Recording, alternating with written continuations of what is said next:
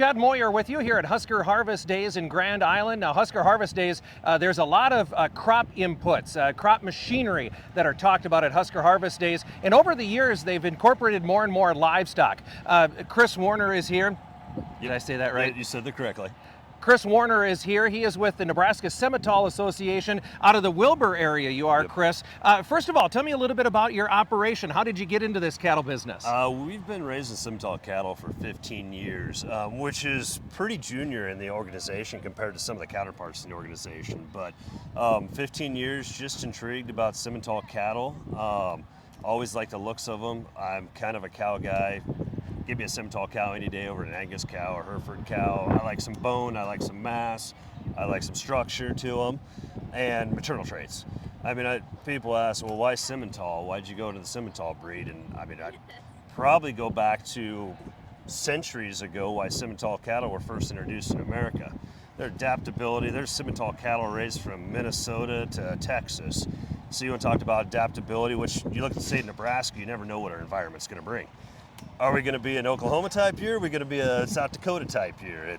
So that was one thing. And then you go back to why they were first introduced to, just carcass traits. Mm-hmm. You know, you want heavy weaned cattle, incorporate Simmental into your operation. Yeah, that was going to be my next part, because obviously for the cow-calf guy, you know, to raise, to have some of those traits like you were talking about on the cow-calf side is one thing, but what about when you run them through the feedlot and then you hang them on a rail? Yep. What does the Simmental breed, what does the Simmental genetics offer that way? Performance in pounds.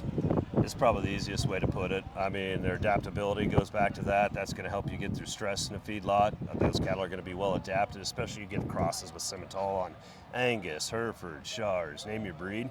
You cross them with a Simmental bull, and they're going to perform in a feedlot situation. Yep. Chris, what about the association itself, Nebraska Simmental Association? Yeah. What are some of the things that you do? Again, how does it serve the genetic line in the beef industry? Oh, the Nebraska Simmental Association has been great. Not only, we're 110 breeders or so strong in a given year. Great networking with other breeders across the state. We have different events like Husker Harvest Days where you get to network with other breeders. So from a networking standpoint, and then other advantages of being in the Simmental Association, it gives the opportunity to display your cattle at Nebraska Cattlemen's Classic, Husker Harvest Days like we're doing right now, Nebraska State Fair. I mean, there's plenty of opportunities that the Breed Association brings to you. All right, very good. So just as we kind of wrap up, Chris, what are your thoughts about the status of the beef industry now?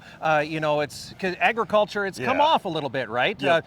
What are the struggles? What are the opportunities for beef at the same time? There's a lot of struggles, but every struggle should be an opportunity, right? So it's going to be a challenge. I mean, things could go any different way, but of course, the cattle market is stronger than it's been in a lot of years. How long is that going to last? Depends what specialists and what marketer you talk to. Some think it's going to be long-lived.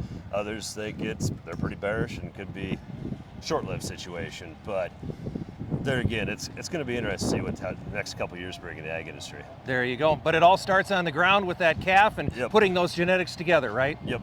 And definitely, you want to talk about genetics, come talk to any of the breeders here.